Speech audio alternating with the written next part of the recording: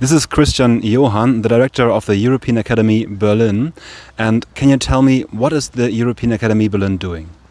Gladly so. We see it in the background, parts of our building. The European Academy Berlin is a conference venue in Berlin, and it's a conference venue where people all over Europe come together and find ideas and build up ideas when it comes to the topics of Europe, of European integration, arts and culture, and all other topics connected with Europe. And we're not just a conference venue that sits there and waits for people to come and to have their meetings and conferences with us, but we also have a very big project unit consisting of 20 people organizing, conducting projects and seminars all over Europe, workshops.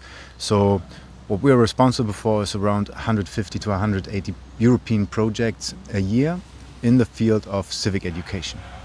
Okay, and what are your biggest obstacles you run into when you try to get these people together from all different countries? Well, first of all, the obvious obstacles are differences in the forms and in the culture of debating and of holding talks. We see this right now. We have a conference going where you can see the differences from Anglo-Saxon presentation styles and then Southeastern European presentation styles, none of which is better or worse, but they are very different from time to time. And when it comes to time management and when you're responsible for time management, this is from time to time an obstacle.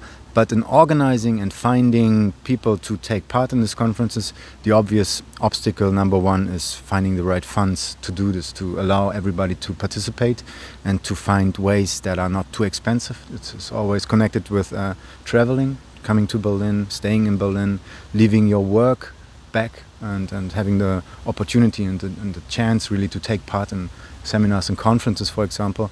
So problems we're facing are most of the time funding problems. Okay. And do you see effects of these conferences and everything, the work you're doing? Do you think like sometimes, hey, because we did this project was erected or anything like this? It's a great question. It's the number one question we ask ourselves when we come up with ideas for projects. How to measure the impact. What is the impact? And what I just told you is part of the problem, because we are always running after the money and we're always trying to get the right funds to do something.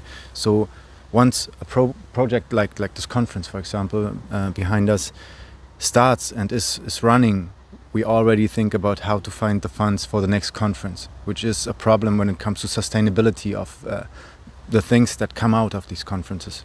So what we try to do is, in order to have a sustainable impact in our projects and programs, we try to set aside parts of the funds for creating teaching materials, for example.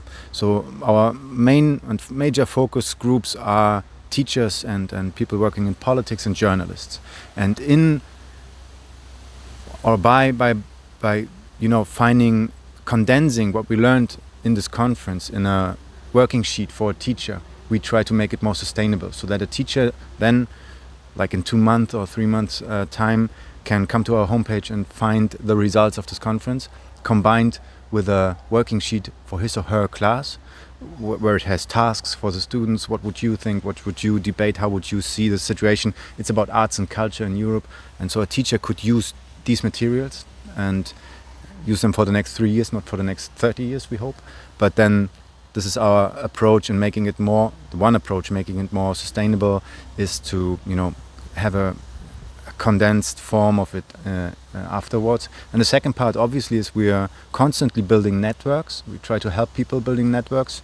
SDG number 17 is finding partnerships for the goals or creating partnerships for the goals. And this is something where we see our work very clearly positioned to not just show people how to build networks, but to sustain them, to activate them, and then to bring people together who work together in a different topic. Let's say during the COVID crisis we did a lot of work on health issues, and now we try to bring the same people together that were experts for these topics when it comes to the energy crisis or inflation and other business related topics, for example. So networking and teaching materials. So a multiplier, you are a multiplier and a networking institute, so to say. And your main mission is, or one of your main mission is not to foster European identity, but maybe to foster European understanding. Is this correct? Yeah. Why do you think, like you said in the talk before, Völkerverständigung, there's not a real translation for it in English, is understanding international understanding. International understanding, Völkerverständigung. Of the people. Why is Völkerverständigung such an important topic for you or for Europe?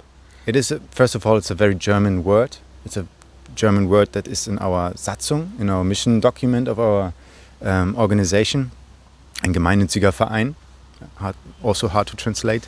But the idea has never been more relevant than today. Used to be a time like in the 90s or 5 years ago that people asked, what has this to do with anything? We're looking into the future, maybe the future has already ended, and do we really need to bring peace to the people, between two people? We won't have ever a land war again in Europe. It's about counter-terrorism, counter-insurgency, and so the big problems are solved. But since the complete war against Ukraine from Russia last year started, nobody is posing this question, and everybody sees we have to constantly work together and to bring people together and to foster understanding, not just between people, you know, states and people, and these are the big terms, but what we try to do is to bring together bottom-up people from cities and being engaged in cities and local communities, and then have them talk to each other so that they can multiply, as you said, the ideas they found in Copenhagen, Lisbon, Tbilisi, in their communities, in their local communities. So this is what we do, and this is how we understand and interpret Völkerverständigung. And I know this is kind of a repeating of my question before, but do you see a change happening in the last 20, 30 years in terms of European understanding, European identity, or did it more or less stagnate? There's a change, there's improvement. There's improvement with certain spheres of society. There's not much improvement when it comes to rural and urban differences. So people living in rural areas are not in the same position when it comes to experiencing Europe. People being poor have not the same chances or mindsets to understand, or they don't have their parents telling them, oh, go to Italy, visit Portugal, visit Poland, see what they do, how they live. And these shifts in mindsets take a very long time, I think, I would say. So there are parts of society that accepted being European, like artists. You wouldn't, there's a lot of artists behind us, that's why I'm pointing there. You would find empty eyes when you tell them you should think more European. They have never thought in a different way. This is for them the way they conduct their business, they think. But then you have parts of society or business or politics who have enormous problems to understand that they should think and act European. And this is a constant work we see, because it is sometimes not necessary to be or think European in parts and pockets of society or politics. And so this is the change we are working with, that we have best practices like artists, for example, and then we ask them, how did you do it? How did you become so European? And how do you engage and network with partners from all over the world, actually not just Europe? And then we try to transfer this, make a working sheet for teachers so that young people can learn this is how an artist would approach this problem. This is how a community organizer would approach your problem you face today in a European way. So it's like trickle down in a way what you are doing, right? You're starting with the leaders and then trickle down. Trickle up. Trickle up, you're right, but because you're starting at the bottom, yeah, okay. Bottom up, trickle down. Yeah, I know, it's a bad connotation, we don't use this, I get it. All right, yeah, so I think that concludes the interview. Thanks a lot. What's your plan for the next years now? Do you have like a strategy? What's your goals for the next years? We want to make more people aware of what we're doing. We want to bring more people together. We want to establish the rooms, really, and not just physical rooms, but also rooms for ideas to foster an European identity. We want to help to bring in Ukrainian people into Europe. This is one of the major topics we will face in the future. And as I said, we want to make sure that all parts of society can experience and then live European lives. Yeah, great. Great success with that, I wish you. And goodbye.